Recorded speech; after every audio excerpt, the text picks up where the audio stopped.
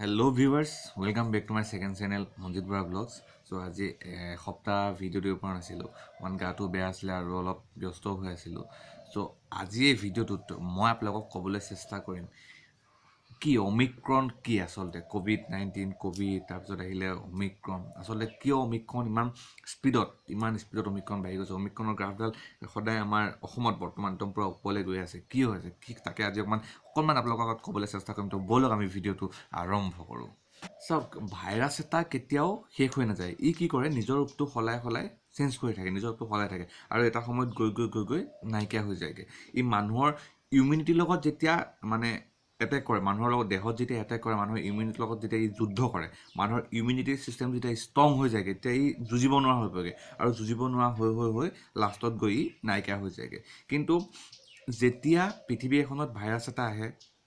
তেতিয়া সাইন্টিষ্টসকলে কোৱা মতে যেতিয়া পৃথিৱীখনত ভাইৰাছ এটা আহে ই কিন্তু কেতিয়াও এই পৃথিৱীখনৰ পৰা নাইকিয়া হৈ নাযায় বা ভ্যাকচিন ওলায় বা কিবা কিবি ওলায় মানুহে কথাটো পাহৰি যায় কিন্তু পৃথিৱী এখনত ভাইৰাছ এটা ওলোৱা মানে ই কেতিয়াও সম্পূৰ্ণৰূপে শেষ হৈ নাযায়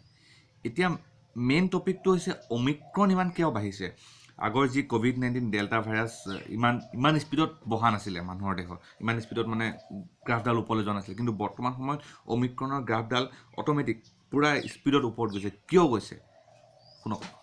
চাওক ওমিক্ৰন ইমান স্পীডত বহা মেইন কাৰণটো হৈছে কাৰণ ওমিক্ৰন আগৰ কৰোনা ভাইৰাছ নহয় আগৰ যি ডেল্টা ভাইৰাছ ছিলে কিবা কিবি তেনেকুৱা নহয় ই বহুত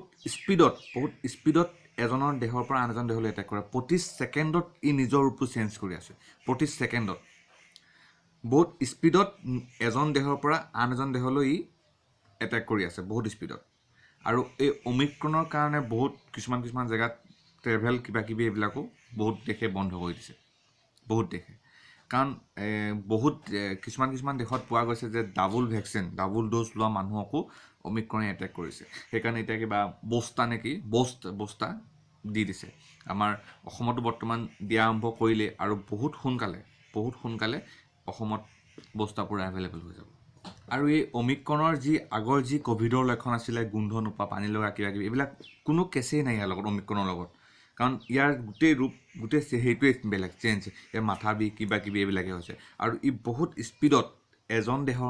মানুহৰ দেহৰ পৰা আনজন দেহলৈ বহুত স্পীডত ই এটেক কৰিব পাৰে সেইকাৰণে ওমিক্ৰনৰ গ্ৰাফডাল প্ৰতি সেকেন্ডত ওপৰত গৈ আছে আমাৰ অসমত প্ৰতি সেকেন্ডত আৰু ওমিক্ৰনৰ পৰা বাচিবলৈ বৰ্তমান সময়ত এটাই উপায় ভ্যাকচিন কাৰণ ভ্যাকচিন এতিয়া প্ৰত্যেক ঘৰত পদলে দিছে বুলি ক'লেও ভুল নহ'ব কাৰণ আমি বিলাকে মই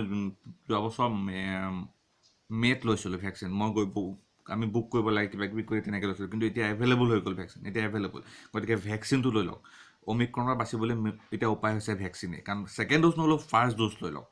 অন্তত অলপ হ'লেও হাত সাৰি থাকিব সো ভিডিওটো ইমানে আছিলে এটা অকণমানি টিকুটমানি ভিডিও মই ভিডিওটোৰ যোগেতে আপোনালোকক এটা সজাগ হ'বলৈ বাৰ্তা জনালোঁ যে ভ্যাকচিন লওক আৰু ভিডিওটো ওমিক্ৰননো কি তাকে আজি অকণমান আপোনালোকৰ লগত শ্বেয়াৰ কৰিবলৈ চেষ্টা কৰিলোঁ যদি ভিডিও চাই ভাল পায় লাইক কৰিব কমেণ্ট কৰিব শ্বেয়াৰ কৰিব আৰু চেনেলটোলৈ যদি নতুনকৈ আহিছে চেনেলটো ছাবস্ক্ৰাইব কৰি দিব অ'কে বাই বাই